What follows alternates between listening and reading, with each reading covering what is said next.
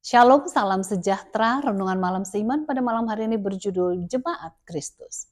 Dan aku pun berkata kepadamu, engkau adalah Petrus dan di atas batu karang ini aku akan mendirikan jemaatku dan dan akan menguasainya. Matius 16 ayat 18. Yesus yang mendirikan jemaatnya dan kita melihat satu kata penting dalam perjanjian baru yaitu kata batu karang.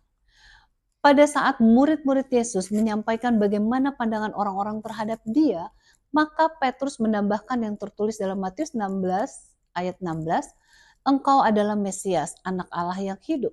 Jawaban Petrus ini adalah jawaban yang diinspirasikan Tuhan. Untuk itulah Yesus memberikan kata-kata yang telah banyak diperdebatkan sepanjang zaman sebagaimana yang tertulis dalam ayat inti kita di atas. Engkau adalah Petrus dan di atas batu karang ini aku akan mendirikan jemaatku. Banyak yang memperdebatkan ayat ini sebab banyak pemimpin gereja yang mempunyai konsep bahwa Tuhan mendirikan otoritas gerejanya kepada Petrus.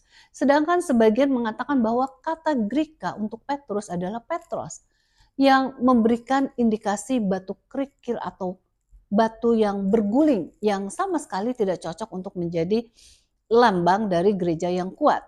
Sebagian merasa puas dengan mengatakan bahwa pengakuan Petrus tentang Kristus merupakan dasar gereja Kristen. Sedangkan sebagian merasa bahwa Kristus adalah batu karang di mana gereja itu didirikan secara universal. Untuk itu marilah kita melihat penggunaan batu karang atau gunung batu di dalam Alkitab. Taurat menggunakan batu karang sebagai gambaran tentang Kristus juru selamat untuk umatnya. Ulangan 32 ayat 15, 18, dan 30. Mazmur menyebutkan sebagai berikut. Gunung batu kekuatanku. Mazmur 62 ayat 7. Gunung batu perlindunganku. Mazmur 94 ayat 22. Gunung batuku di hatiku. Mazmur 73 ayat 26. Gunung batuku dan keselamatanku. Mazmur 62 ayat 6. Gunung batu yang kekal. Yesaya 26 ayat 4. Dan yang ketiga, Paulus mengatakan dalam 1 Korintus 10 ayat 4. Dan mereka semua minum minuman rohani yang sama sebab mereka minum dari batu karang rohani yang mengikuti mereka dari batu karang itu ialah Kristus.